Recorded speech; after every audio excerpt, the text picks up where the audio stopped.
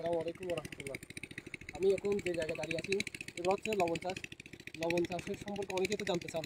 আজকের ভিডিওর মাধ্যমে আপনারা সম্পূর্ণ ডিটেইলস ইনশাআল্লাহ পাবেন।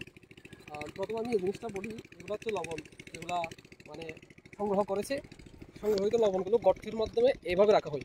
এখানে উপরে যে পানিটা আছে এটা হচ্ছে লবণাক্ত পানি। এই পানিটা উপরে দেওয়ার কারণ হচ্ছে বৃষ্টির পানি হলে এই লবণাক্ত পানিটা ভেদ করে লবণগুলো যাতে ইয়া না হয়, মানে নষ্ট না হয়। অনেক সময় এগুলা মানে ইয়ে হয়ে যায়, মিষ্টি পানি ফেলে বিশেষ করে বৃষ্টি হলে তখন এখানে বৃষ্টির পানিতে লবণ নষ্ট হয়ে যায়। উপর লেয়ারটা যদি থাকে এটা মানে বৃষ্টির পানিটা ভেতর নিচে যাওয়ার সুযোগ থাকে না। বৃষ্টির পানিটা উপরে থেকে যায়, পরে এটা বাতাসের মাধ্যমে বা সেচের মাধ্যমে ফেলে দেওয়া যায়।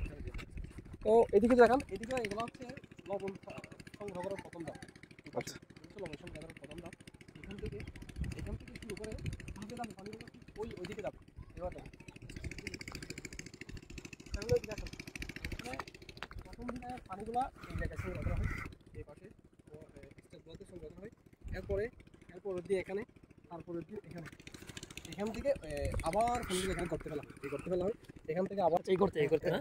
আচ্ছা আচ্ছা, তাহলে আমি বলি প্রথম ধাপ, এরপরে তারপরে পানিগুলো এখানে ফেলা হয়, এখান থেকে আবার উঠে দেওয়া হয়, এখানে আবার উঠানো হয়, তারপরে পানিগুলো এই যে এখন যাচ্ছে এখান থেকে সোজা ওই যে একদম এটা হচ্ছে ফাইনাল স্টেপ।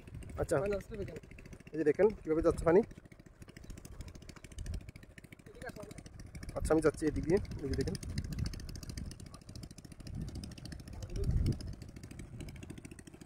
এটা হচ্ছে শেষ পর্যায়ে।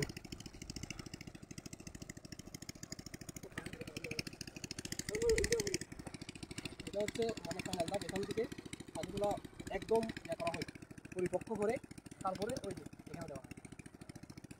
পানিগুলো এখানে যখন এই দিন রাখবে তারপরে এটা একদম পরিপক্ক হবে। তো পরিপক্ক পানিগুলো ভর্তি রেখে এখানে পলিথিনে দেওয়া হয়। পলিথিনে 3 থেকে 5 দিনের মধ্যে এটা লবণে পরিণত হয়। এখানে কয়দিন? 3 থেকে 5 দিনের মধ্যে এটা লবণে পরিণত হয়। অনেক সময় ওদের যদি খারাপ হয়, সময় বেশি লাগে। ওদের যদি ভালো হয়, অতিরিক্ত গরম থাকে, সেই সময় এগুলা তাড়াতাড়ি হয়ে যায়। মানে 3 থেকে 4 দিন সর্বোচ্চ এরকম লবণ হয়ে যায়। শীতকালে একটু বেশি সময় লাগে, একটু ওই যে রোদ না থাকার কারণে বাজারের কারণে একটু সময় লাগে। আচ্ছা, আসসালামু আলাইকুম।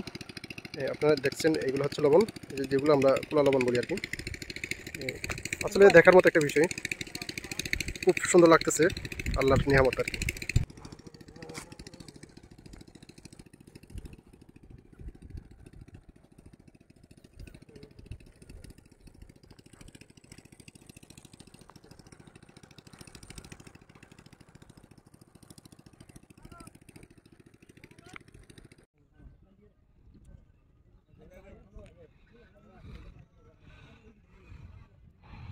এগুলো হচ্ছে লবণের মাঠ।